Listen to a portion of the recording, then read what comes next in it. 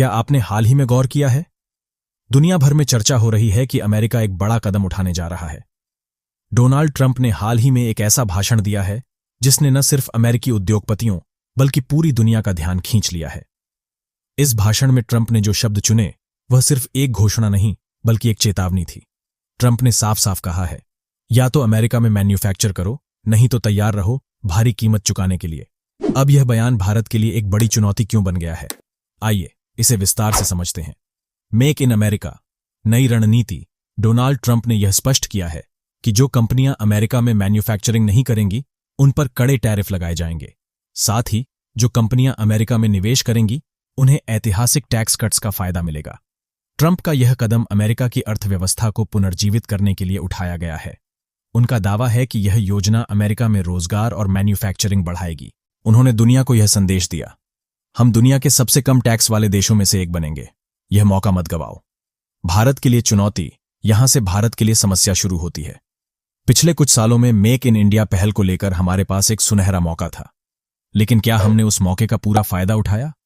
जब चीन और अमेरिका जैसे देश टैक्स घटाकर निवेश को आकर्षित कर रहे हैं, भारत में चुनावी वादों के चलते फ्रीबी कल्चर हावी हो रहा है।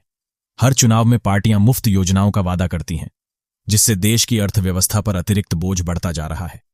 ट्रंप का संदेश और भारत की वास्तविकता में बड़ा अंतर। ट्रंप की योजना न सिर्फ अमेरिकी कंपनियों बल्कि वैश्विक कंपनियों को भी आकर्षित कर रही है। इसके विपरीत भारत में उच्च टैक्स दर और बार बार चुनावी खर्च ने देश की आर्थिक गति को धीमा कर दिया है। अब फ्रीबी कल्चर का असर, यह सोचना जरूरी है कि क्या फ्रीबी कल्चर भारत की लंबी अवधि की ग्रोथ को प्रभावित कर रहा है। उच्च टैक्स दरें मिडिल क्लास और कॉरपोरेट सेक्टर पर भारी पड़ रही हैं। फ्रीबीज के कारण राज्यों की आर्थिक स्थिति कमजोर हो रही है। पंजाब जैसे राज्य जो कभी समृद्ध माने जाते थे, आज वित्तीय संकट का सामना कर रहे हैं। यह आदत धीरे धीरे देश में डिपेंडेंसी कल्चर को जन्म दे रही है। भारत के लिए समाधान क्या हो सकता है? वन नेशन वन इलेक्शन चुनावी खर्च को नियंत्रित करने और फ्रीबी कल्चर को रोकने के लिए एक बड़ा कदम हो सकता है। सुप्रीम कोर्ट की भूमिका। हाल ही में सुप्रीम कोर्ट ने फ्रीबीज की नीतियों पर चिंता जताई है। यह जरूरी है कि दीर्घकालिक आर्थिक दृष्टिकोण को ध्यान में रखते हुए इस पर ठोस कानून बनाए जाएं। अमेरिका से व्यापारिक समझौते। भारत को अमेरिका के साथ एक रणनीतिक ट्रेड एग्रीमेंट पर काम करना चाहिए। इससे अमेरिकी बाजार में भारतीय उत्पादों की पहुंच सुनिश्चित हो सकती है। दुनिया से सबक लेना जरूरी है। जब अमेरिका और चीन अपने नागरिकों और कंपनियों को कम टैक्स के जरिए राहत दे रहे हैं, भारत को भी अपने आर्थिक मॉडल पर पुनर्विचार करना होगा। यह समय फ्रीबीज पर खर्च करने का नहीं बल्कि तेज विकास दर हासिल करने का है।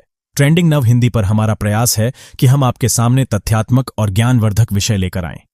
हमें कमेंट सेक्शन में अपने विचार जरूर बताएं कि फ्रीबी कल्चर और मेक इन इंडिया के भविष्य पर आपकी राय क्या